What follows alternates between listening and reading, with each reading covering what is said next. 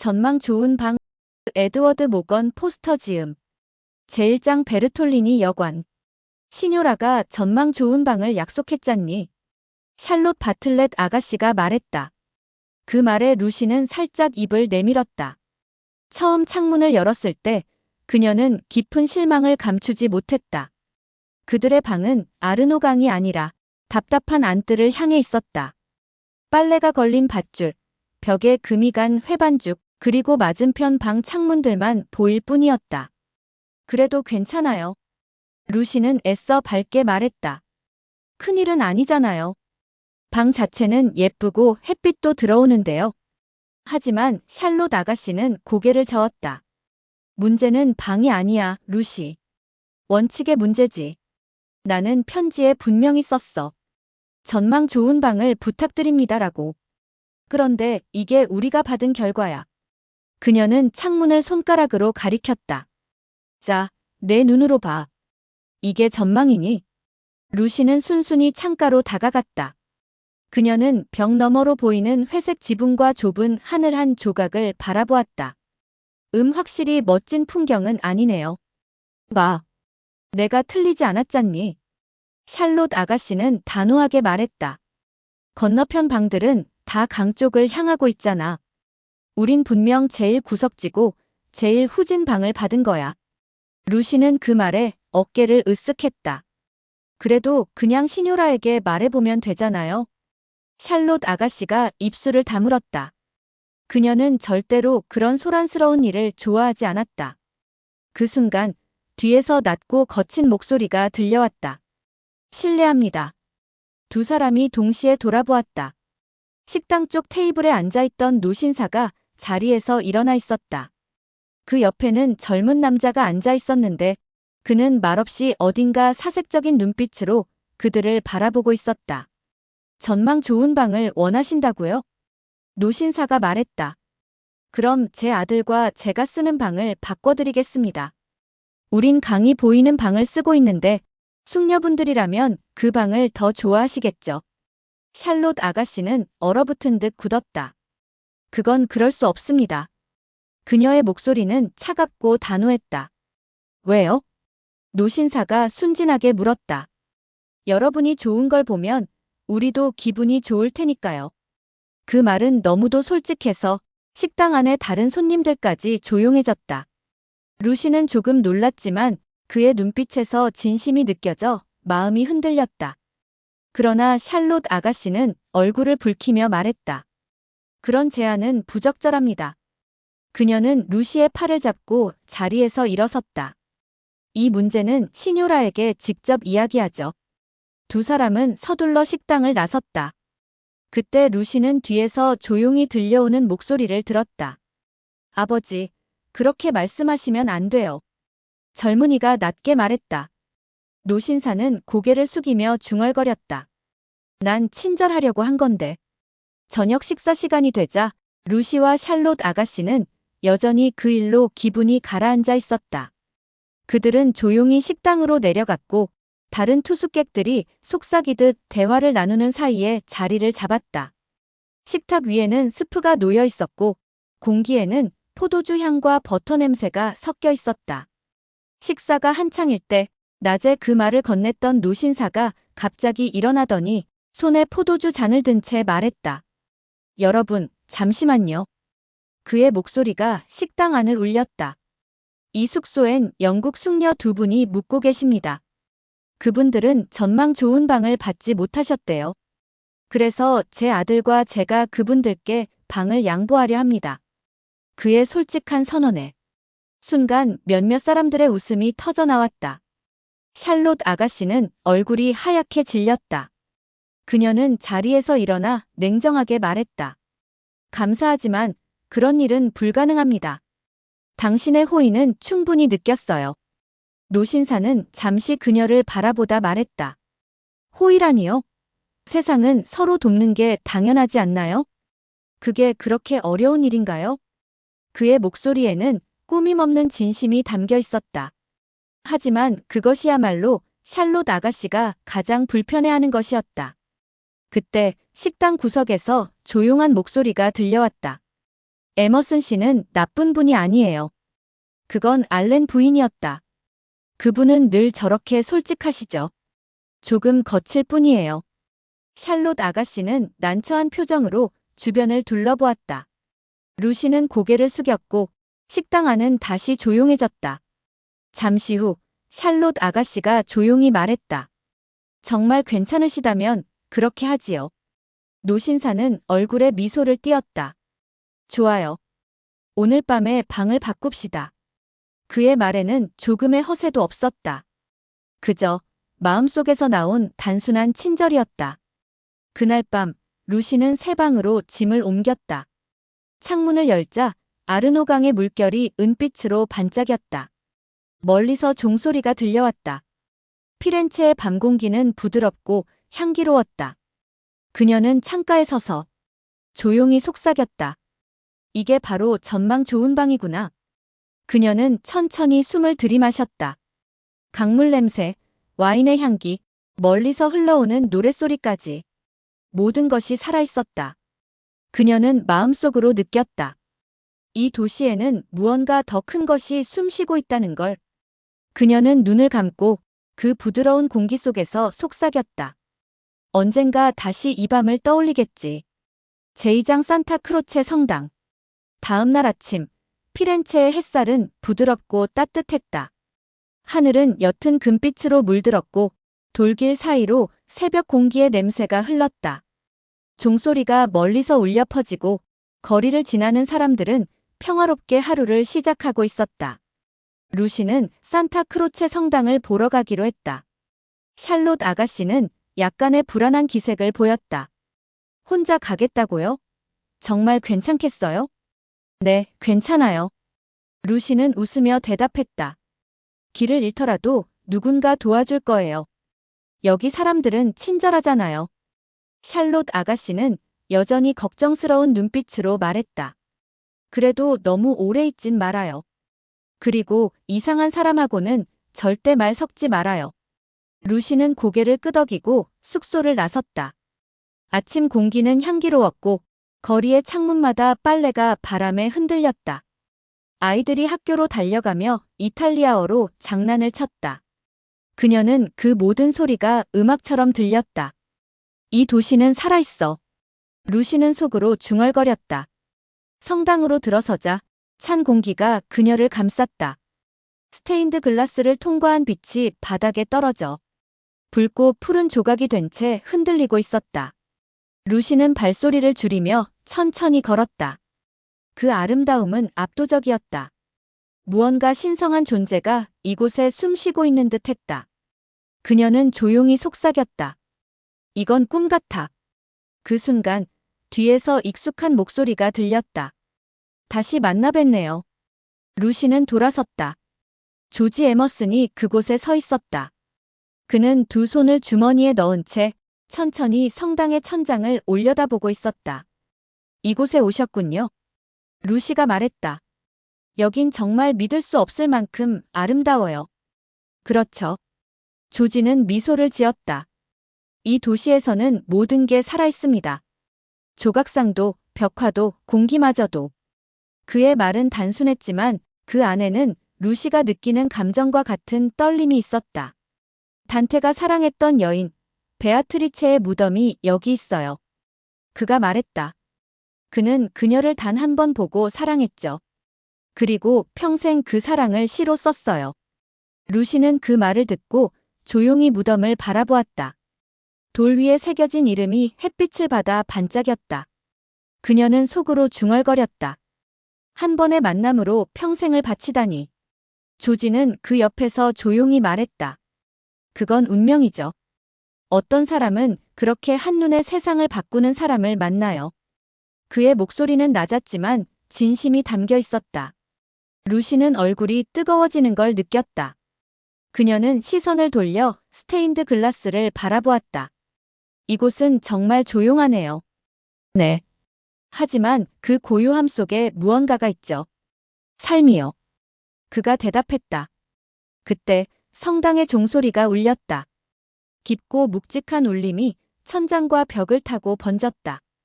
두 사람은 동시에 하늘을 올려다보았다. 루시는 말없이 숨을 들이마셨다. 그녀의 마음 한가운데서 어떤 문이 열리는 소리가 났다.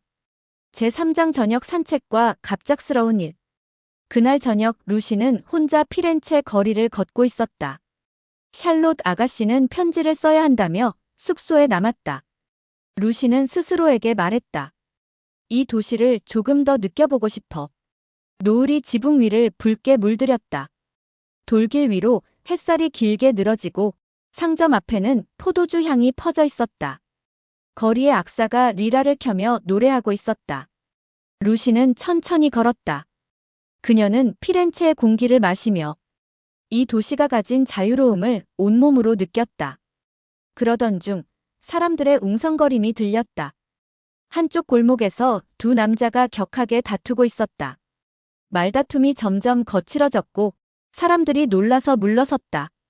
순간 칼이 번쩍였다. 짧은 비명, 그리고 붉은 피. 한 남자가 가슴을 움켜쥐고 쓰러졌다. 다른 남자는 사람들을 밀치며 골목 속으로 달아났다. 루시는 비명을 지르며 몸을 돌렸다. 세상이 순간 멈춘 것 같았다. 그녀의 귀에는 심장 소리만 들렸다. 그때 누군가가 그녀의 어깨를 잡았다. 괜찮아요. 낯익은 목소리였다. 조지 에머슨이었다. 그는 그녀를 군중에서 멀리 떨어진 벤치로 이끌었다. 보지 마세요. 그의 목소리는 단호했지만 부드러웠다. 루시는 눈을 감았다. 그녀의 손이 떨리고 있었다. 그 사람이 죽은 건가요? 조지는 대답하지 않았다. 그는 대신 그녀의 손을 꼭 잡았다. 이제 안전해요. 그는 조용히 말했다. 루시는 그 품 안에서 조용히 숨을 골랐다. 주변의 소음은 점점 멀어지고 남은 건 그들의 숨소리뿐이었다. 그 품은 낯설었지만 따뜻했다. 그녀는 부끄러움과 안도감을 동시에 느꼈다. 세상이 잠시 멈춘 듯했다. 제사장 그날의 비밀. 다음 날 아침, 루시는 병이 난 듯 누워 있었다. 눈을 뜨면 희미한 햇살이 커튼 사이로 들어왔다. 샬롯 아가씨가 그녀 곁에 앉아 있었다. 너무 놀랐겠지, 루시. 그녀가 말했다. 하지만 이제 다 끝났어. 그 일은 있는 게 좋아. 루시는 대답하지 않았다. 머릿속에는 여전히 전날의 장면이 떠올랐다. 피가 번지던 돌바닥, 그리고 자신을 끌어안던 조지의 팔. 그 사람이 죽었어요. 루시가 낮게 속삭였다. 샬롯 아가씨는 고개를 저었다. 그건 내가 생각할 일이 아니야. 여자는 그런 걸 오래 기억해서는 안 돼. 하지만 조지 에머슨 씨가 저를 도와줬어요. 그건 당연한 일이지. 샬롯이 말을 끊었다. 그는 남자고 너는 여자였으니까. 그건 예의상 한 행동일 뿐이야. 그녀는 목소리를 낮추며 덧붙였다. 그 일은 아무에게도 말하지 마, 루시. 특히 영국에 돌아가면 절대. 루시는 침묵했다. 그녀는 마치 잘못을 저지른 사람처럼 죄책감을 느꼈다. 그러나 그 감정 속에는 이해할 수 없는 미묘한 따뜻함이 섞여 있었다. 밤이 되자 루시는 혼자 창문을 열었다. 피렌체의 바람이 커튼을 흔들었다. 그녀는 속삭였다. 왜 아직도 그 품의 온기가 남아있을까? 제5장 귀국의 날. 며칠 후 피렌체의 하늘은 한층 더 푸르러졌다. 거리에는 여행자들의 집마차가 오갔다. 루시와 샬롯 아가씨도 떠날 준비를 했다. 짐을 꾸리는 동안 루시는 창가에 서 있었다. 강 위로 햇살이 반사되어 눈부셨다. 그녀는 속으로 말했다. 이 도시엔 뭔가 특별한 힘이 있어. 샬롯 아가씨가 말했다. 그 힘이란 게 항상 좋은 건 아니지. 여자는 너무 감정적인 경험에 빠지면 안 돼. 루시는 대답하지 않았다. 그녀는 여전히 창밖을 바라보고 있었다. 그날 오후 조지와 그의 아버지가 작별 인사를 하러 왔다. 에머슨 씨가 말했다. 우리 아들은 무뚝뚝하지만 마음은 착합니다. 당신이 그를 오해하지 않길 바랍니다. 루시는 미소를 지었다. 그날 도와주셔서 감사했어요. 조지는 아무 말 없이 고개를 숙였다. 그의 눈빛은 조용했지만 깊었다. 잠시의 침묵. 그 후 두 사람은 서로 아무 말 없이 헤어졌다. 그날 밤 루시는 기차 창밖으로 어두운 피렌체를 바라보았다. 강 위에 달빛이 비치고 멀리서 종소리가 울렸다. 안녕, 피렌체. 그녀는 속삭였다. 그리고 조금 후 더 낮은 목소리로 덧붙였다. 안녕, 조지. 제6장 영국, 새 삶의 시작. 여름의 공기가 영국의 정원을 감싸고 있었다. 햇살은 나무 사이로 부서지며 잔디의 그림자를 만들고 벌들이 라벤더 사이를 날았다. 루시는 피렌체에서 돌아온 지 반년이 지났다. 그녀의 생활은 다시 차분해졌고 모든 것은 마치 꿈에서 깨어난 듯 조용했다. 하지만 때때로 오후 햇살이 비스듬히 들어올 때면 그녀는 문득 아르노강의 물빛을 떠올리곤 했다. 이제 그녀는 약혼녀가 되어 있었다. 세실 비스 젊고 교양 있으며 미시스 하니처가 완벽한 사윗감이라 부르는 인물이었다. 그는 문학을 사랑하고 예술의 깊은 이해를 지닌 사람이었다. 그날 두 사람은 정원을 함께 걷고 있었다. 세실은 책을 한 권 들고 있었고 루시는 모자를 쓰고 있었다. 당신은 정말 이상적이에요. 세실이 말했다. 고요하고 침착하고 늘 품위가 있죠. 당신과 함께라면 내 삶이 훨씬 고결해질 것 같아요. 루시는 미소 지었지만 그의 말이 가슴에 그대로 와닿지는 않았다. 감사해요. 저도 세실 씨와 함께라면 더 나은 사람이 될 수 있을 것 같아요. 그들은 나무 그늘 아래에 멈춰 섰다. 바람이 나뭇잎 사이를 스쳤다. 세실이 책을 덮으며 말했다. 당신은 다른 여자들과 달라요. 피렌체에서 보낸 그 시간들이 당신을 좀 더 깊은 사람으로 만든 것 같아요. 루시는 그 말을 듣고 눈을 내리깔았다. 그녀는 피렌체의 이름이 나오는 순간 가슴이 살짝 저릿했다. 그날 저녁 루시는 창가에 앉아 있었다. 세실은 응접실에서 책을 읽고 있었고 집안은 고요했다. 바깥에서 들려오는 여름 벌레 소리만이 정적을 깨뜨렸다. 그녀는 피렌체의 그날 밤을 떠올렸다. 창문을 열면 강 위로 달빛이 흔들리고 멀리서 종소리가 울리던 그 장면. 그녀는 스스로에게 속삭였다. 그건 다 지나간 일이야. 지금은 새로운 시작이니까. 하지만 마음 한구석은 무언가 설명할 수 없는 허전함으로 흔들리고 있었다. 며칠 후 루시의 어머니가 말했다.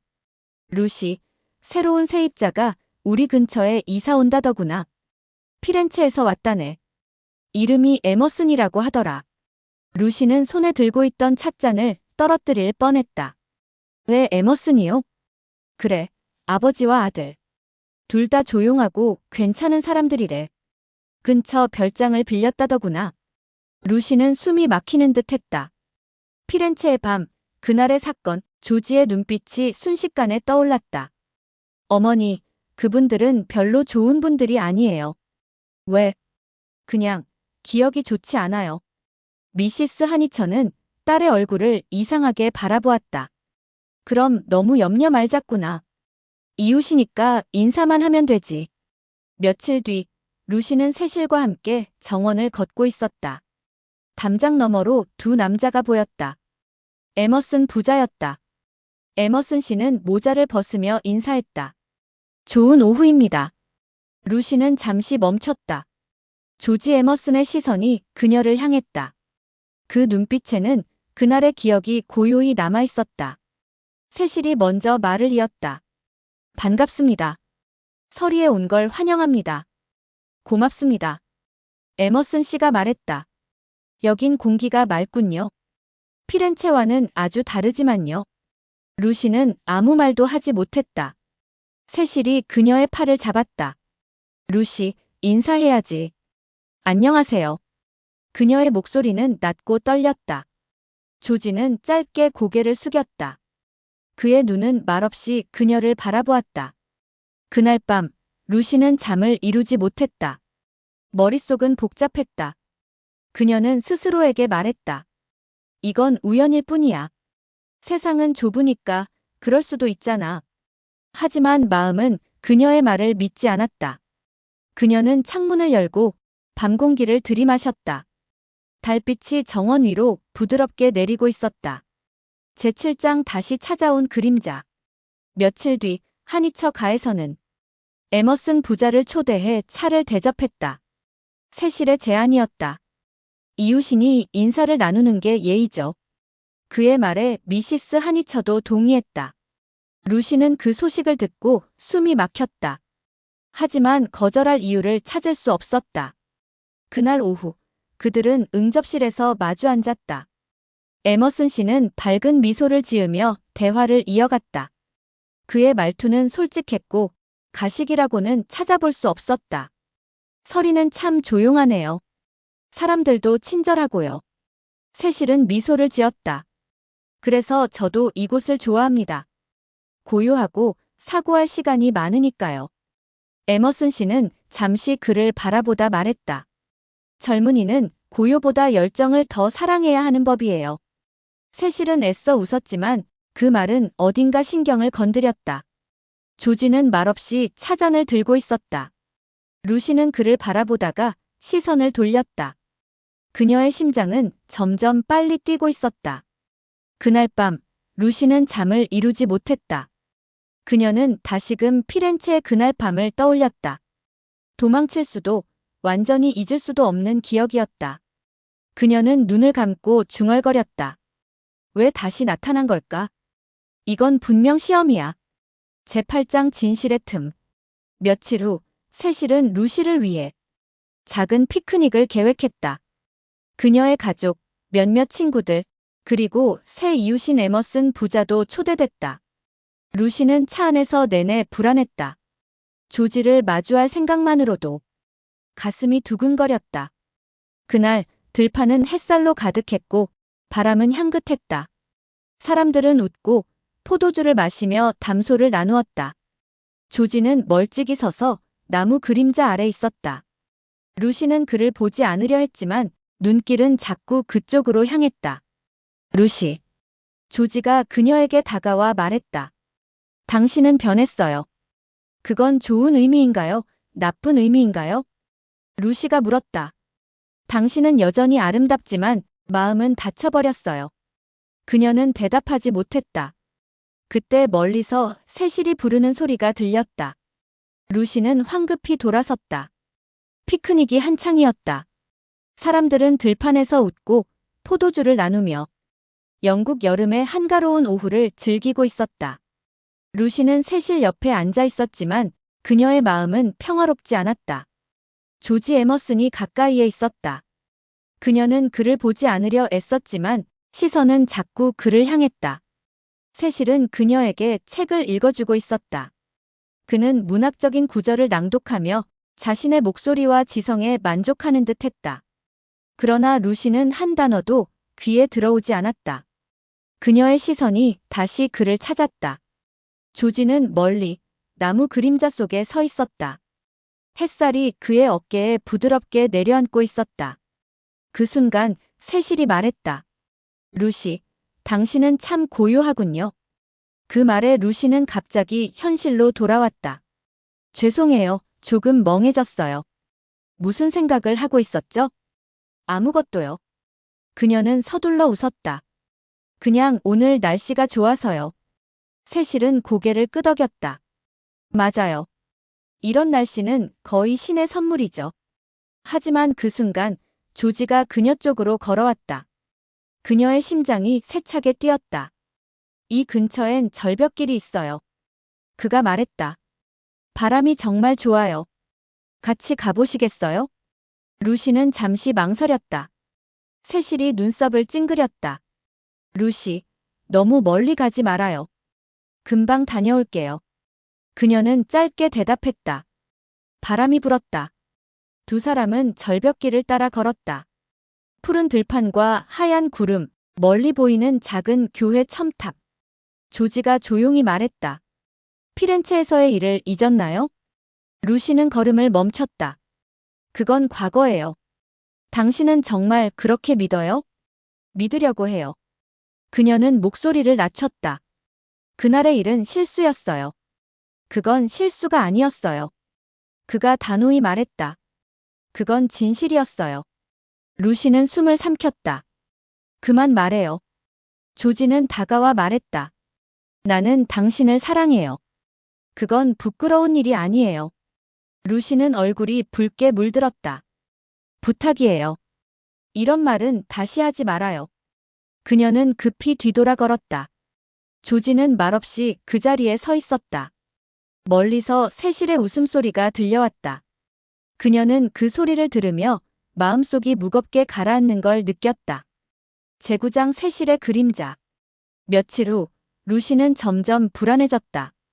세실은 언제나 완벽했고 그의 말투, 행동, 태도 모두 품격 있었다. 하지만 그 속엔 무언가 차가운 벽이 있었다. 당신은 너무 고요해요. 그가 말했다. 감정이란 건 너무 소란스럽지 않나요? 그 말에 루시는 잠시 숨이 막혔다. 전 감정이 있는 사람이에요. 그건 물론이죠. 세실은 부드럽게 웃었다. 하지만 결혼은 감정보다 안정이 더 중요하답니다. 그녀는 그 말을 듣고 미소 지으려 했지만 입술 끝이 무거웠다. 그날 밤 루시는 혼자 창가에 섰다. 바람이 커튼을 밀어 올렸다. 그녀는 스스로에게 속삭였다.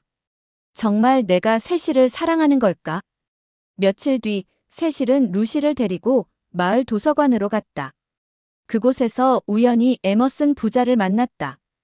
에머슨 씨는 반갑게 인사했다. 루시 아가씨, 여전히 음악을 좋아하시죠? 루시는 얼굴이 붉어졌다. 세실은 예의 바르게 미소를 지었다. 피렌체에서 아는 사이셨군요. 아주 오래된 인연이죠. 에머슨 씨가 대답했다. 내 아들은 그때부터 이 아가씨를 잊은 적이 없답니다. 순간 정적이 흘렀다. 루시의 얼굴이 하얗게 질렸다. 세실이 조용히 말했다. 그건 꽤 흥미로운 고백이군요. 루시는 급히 말을 돌렸다. 그만하시죠, 미스터 에머선. 그녀는 서둘러 자리를 피했다. 그 뒤를 조지가 따라오려 했지만 세실이 그를 가로막았다. 에머슨 씨. 그의 목소리는 부드러웠지만 차가웠다. 우리 사회에서는 그런 말은 부적절합니다. 조지는 아무 대답도 하지 않았다. 그는 단지 루시가 떠난 방향을 바라보고 있었다. 제10장 깨달음의 문턱. 그날 밤 루시는 잠들지 못했다. 그녀의 마음속에는 피렌체의 밤과 조지의 눈빛이 얽혀 있었다. 그녀는 스스로에게 말했다. 난 세실과 결혼할 거야. 이건 옳은 선택이야. 그러나 또 다른 목소리가 속삭였다. 정말 그래? 그녀는 이불을 움켜쥐었다. 눈을 감으면 강가의 바람이, 조지의 손이, 그의 목소리가 떠올랐다. 그녀는 무언가를 부정하려 애썼지만 그럴수록 더 선명해졌다. 다음 날 아침, 세실이 찾아왔다. 그는 평소처럼 완벽하게 차려입고 있었다. 루시. 그가 말했다. 오늘 저녁엔 어머니와 함께 친구들을 초대했습니다.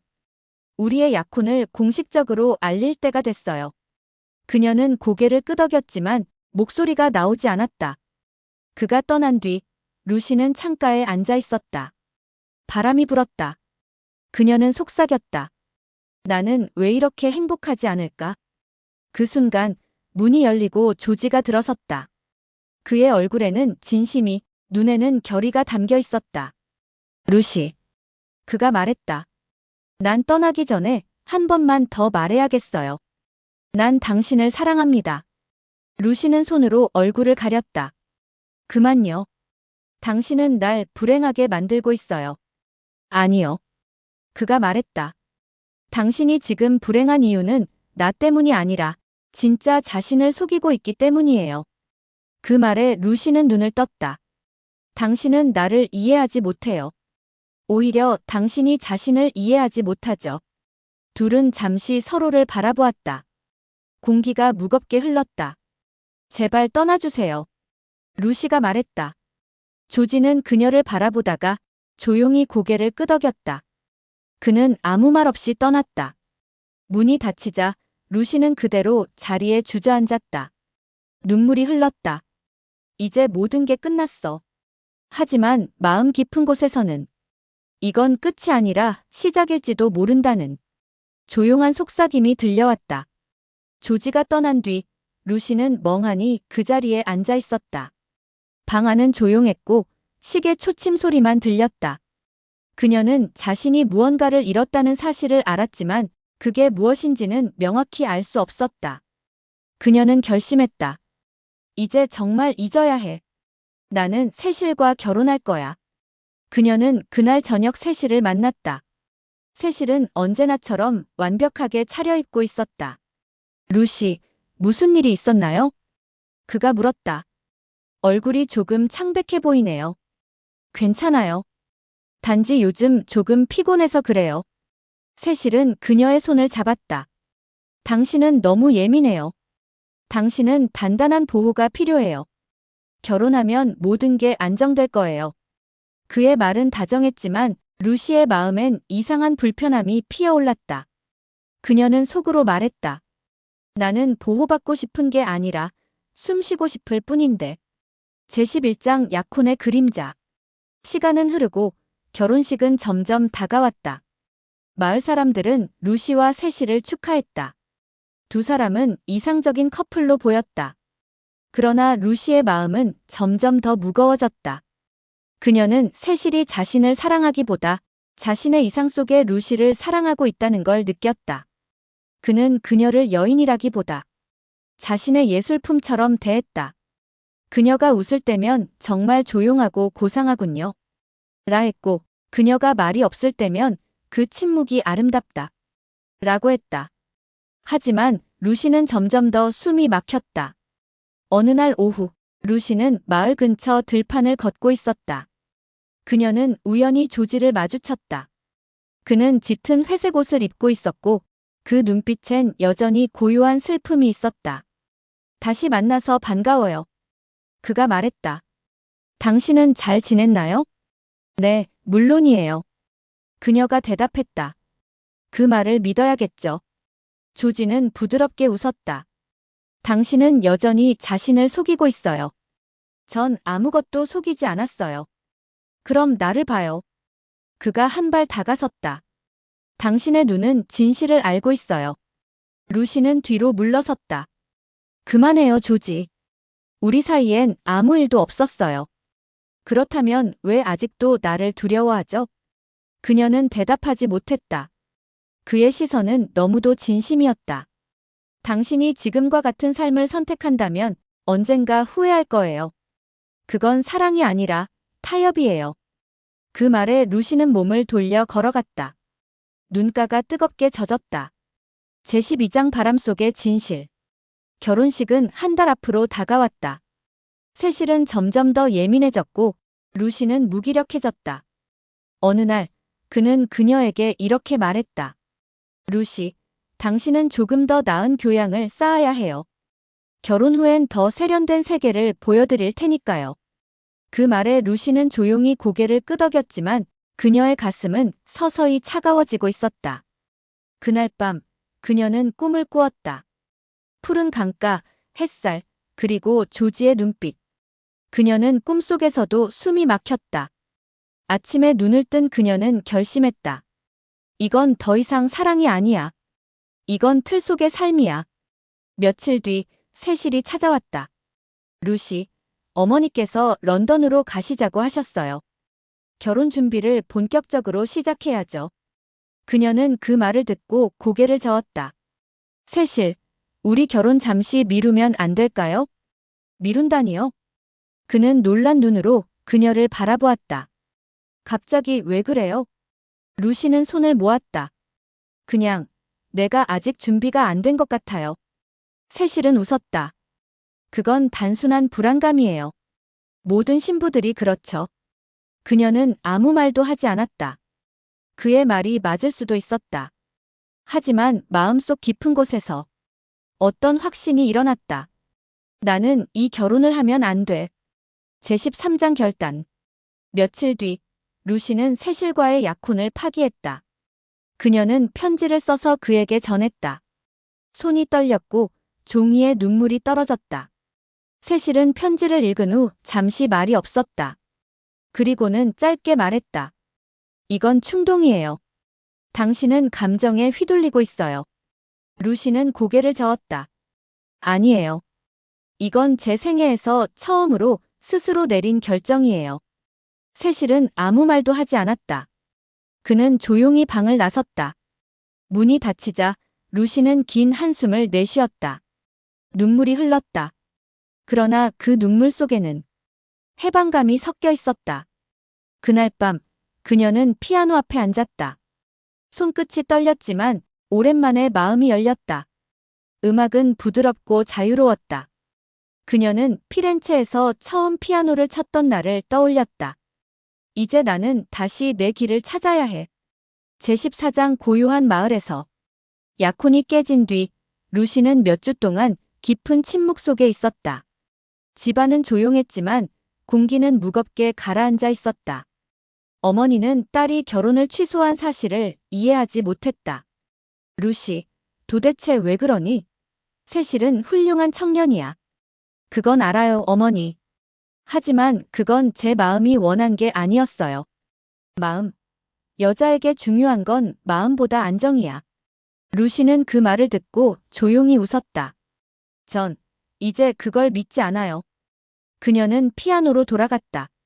건반에 손을 올리면 언제나 마음이 조금씩 정리되었다. 음악은 그 어떤 말보다 진실했다.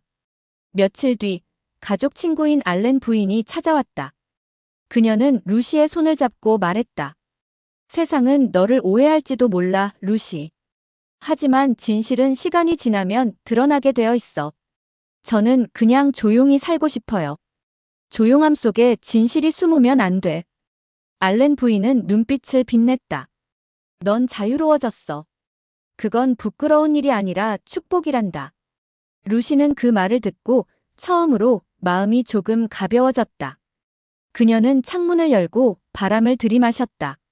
멀리서 교회 종소리가 들렸다.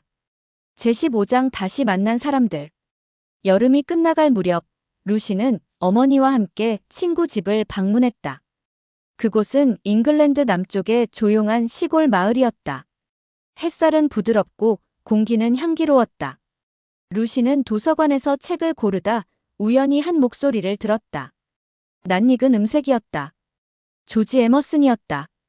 그녀는 심장이 멎는 듯 했다. 조지는 그녀를 보자 놀란 듯 멈췄다. 잠시의 침묵. 루시. 그가 조용히 말했다. 당신은 행복한가요? 그녀는 대답하지 못했다. 입술이 말라붙었다. 난 피렌체 이후로 당신을 잊은 적이 없어요. 그의 목소리는 낮고 진심이 담겨 있었다. 당신이 내게서 도망쳤을 때도, 당신이 세실과 약혼했다는 소식을 들었을 때도. 루시는 손을 움켜쥐었다. 그만해요. 이제 그런 말은 하지 말아요. 왜요? 난 당신 때문에 너무 혼란스러워요. 조지는 한 걸음 다가섰다. 그럼 이제는 도망치지 말아요. 그녀의 눈에 눈물이 고였다. 난 용기가 없어요.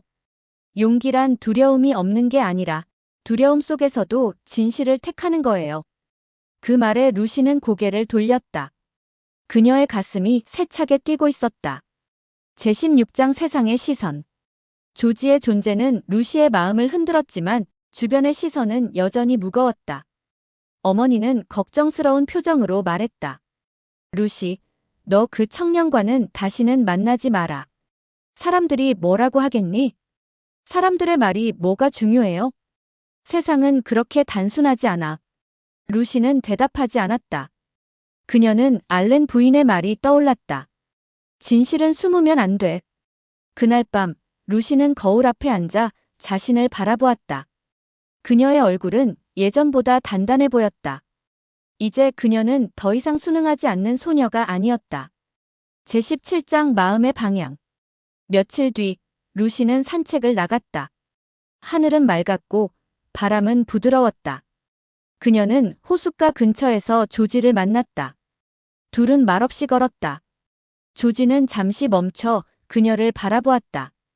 당신이 세실과 결혼하지 않아 기뻐요. 루시는 미소를 지었다. 그건 당신 덕분은 아니에요. 알아요. 하지만 당신이 자신을 속이지 않게 된 건 그게 중요하죠. 그녀는 그 말에 가슴이 뭉클했다. 조지, 당신은 늘 나보다 앞서 있네요. 그는 고개를 저었다.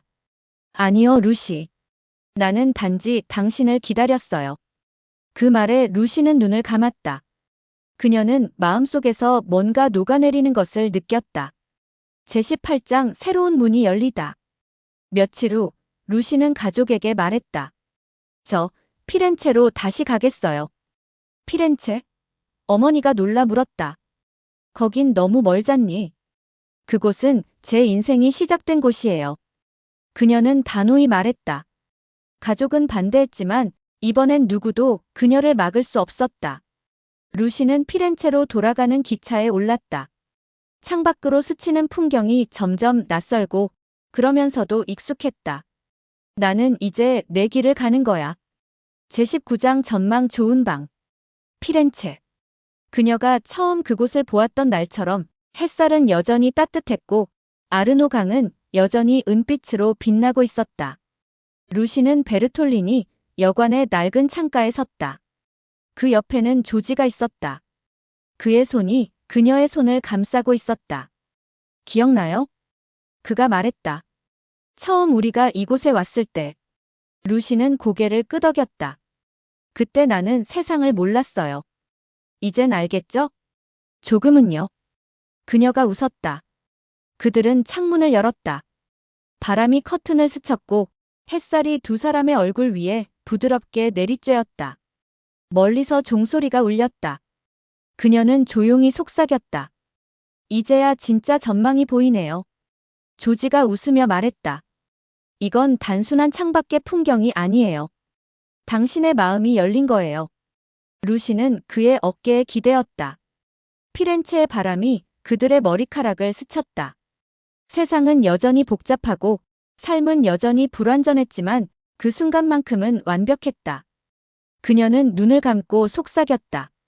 전망 좋은 방, 이제야 그 의미를 알겠어요. 전망 좋은 방 마침.